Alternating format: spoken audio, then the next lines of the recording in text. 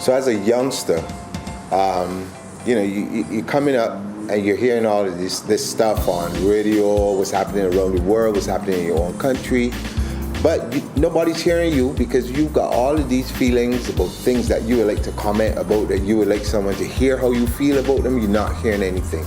So Calypso, when I started to study it and I started to get involved, was that way of me being able as an 18-year-old to say how I feel about certain things. And that's why I gravitated towards social commentary more so than the party aspect of the music. Barbados can trace music in its culture back to the 1600s with the arrival of the first African slaves. But popularized by laborers in village tenantry areas, early Bajan music embraced sentimentality and humor, documenting the country's history then. With the influence of Calypso, it evolved into a platform for social commentary, where this new art form saw clever songwriters and producers from the 1950s, 60s, and 70s, particularly the mighty Gabby, incorporating elements of Barbados's history and folk music with this modern style. All right, so I've been privileged, not only in Barbados, but across the Caribbean, to work with a wide array of people. So from at home, you're talking about people like Most Honorable Anthony Gabby Carter, Eddie Grant, Anthony Waldron, songwriters, out of this world, Mike Seeley, top guitarist and musical arranger.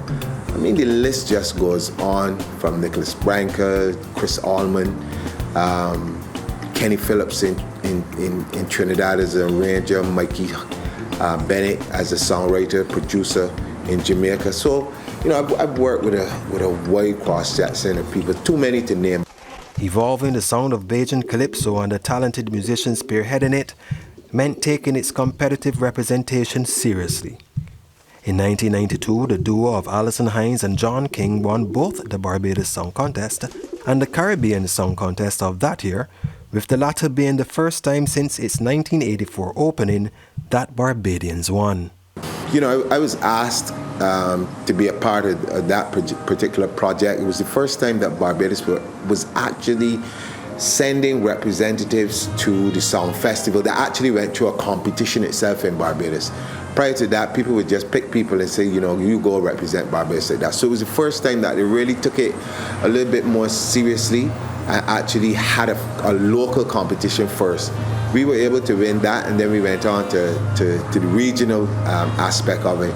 And we were successful. But the song itself was a collaboration between Stetson Wiltshire, Red Plastic Bag, Andre Woodvine. They were the two songwriters of the song. And then Alison was the major person that they had contacted, because at the time, I don't remember the guy's name, Robert Reeks was working with Square One, and she was the lead singer of that band. And then they asked me to come in and things. So the only challenge we had was finding the right keys so that I wouldn't be too low and she wouldn't be too high, that sort of stuff. But outside of that, there were no other challenges. I'm a very confident person, and so I said to Alison when we were leaving to go to Trinidad, I said, I gotta tell you before we get onto the plane, if you're not leaving home to win, let me know now so that I could go home and sit down. One form of progress could be brought on by embracing Barbados's musical history, which is littered with musical pioneers and geniuses. These days, you have, in my mind, much better trained musicians. You've got a lot of people coming out of the BCC program, and this sort of stuff, but the entrepreneurial side of it and the creative side of it, being able to say, I may not have a lot of money, but maybe I can make a creative agreement with a club owner or with a hotel or with a studio to do this stuff. That's lacking, and to me that's the major hindrance towards the real progress of the music. While competitions as a source of distribution for musicians might make a comfortable career, Barbadians must observe that the next wave of evolution for their music has to be influenced by entrepreneurship. I was heavily influenced by the music of the 70s. So you're talking about funk coming out of North America. So you're talking bands like Earth, Wind and Fire. The list would just go on. Prior to that, my early days, and I'm talking like from a baby coming up, I would have been bombarded with music of Nat King Cole and this through my parents. So I had a wide array of stuff that I would have been listening to. But when you think about what is yours, how would you like yours to be placed in this world scene? I think the thing that drove me most is that I always used to say to myself, I would love to be able to be a part of a calypso band, a soca band that is on par with the Earth, Wind and Fire. You know, you got the horns, you got the great arrangements, you got great show, that sort of stuff. And so that for me was really the driving point.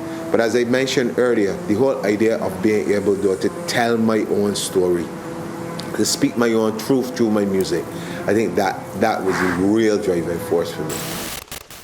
As the centuries progressed and restrictions eased, trade and migration in the early 20th century imported music from many cultures, which helped to form the foundation of Barbadian music, which is reflected in the elements of jazz, ska, reggae, calypso, and soca, all of which are present in the music of Barbadians. There are many opportunities to create new forms of Bajan music. Study the history of music, its unique contributors, create your interpretation, and own it.